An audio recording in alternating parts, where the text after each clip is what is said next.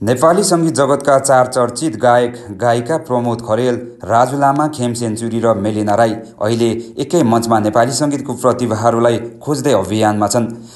The voice of Nepal season 7 को कोचको रूपमा उनीहरू अनुभव, यात्रा र आवाजको कहानी अहिले चर्चाको विषय बनेको छ।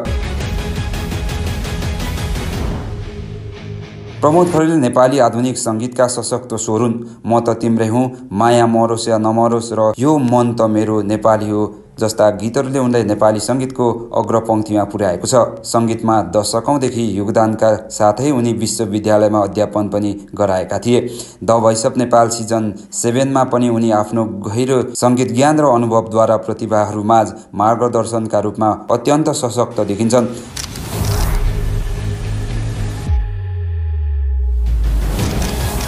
राजु लामा मङ्गोलियन हट ब्यान्डका मुख्य गायक, नेपाली पप र रक सङ्गीतका अभिन्न अङ्ग हुन्। उनका गीत सायद तिम्रो बाटोमा, पर्खाइमा जस्ता नेपाली सङ्गीतले नयाँ उचाइमा पुर्याएको छ। देशभित्र र विदेशमा समेत नेपाली सङ्गीतको पहिचान बनाएका राजु लामा अहिले the voice of Nepal season 7 का लोकप्रिय कोचको रूपमा पनि रहेका छन्। उनले नयाँ पुस्ताका गायकहरूमा आत्मविश्वास र मौलिकता जोगाइरहेका छन्।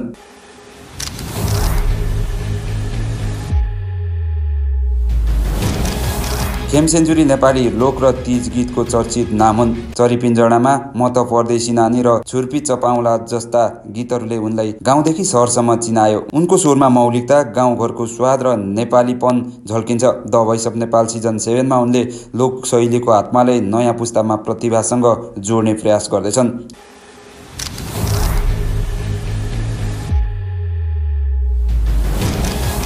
मेलिना राई नेपाली चर्चित महिला गायिका हुन्। बाल्यकालदेखि नै सङ्गीतमा सक्रिय छन्। उनका गीत कुटुमा कुटु, तिमलाई देखेर, सपनामा बौलाइसकेर, सिरैमा शिरबन्दीले उनलाई सबै पुस्तामाझ लोकप्रिय बनाएको छ।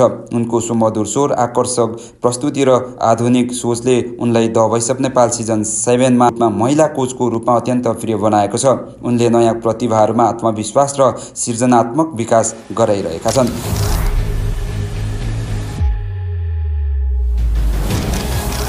यस सिजनमा 4 कोचहरू प्रमोद खरेल, राजु लामा, खेम सेन्चुरी र मेलिना राईले आफ्ना टिम लिएर प्रतिस्पर्धा सुरु गरेका छन्।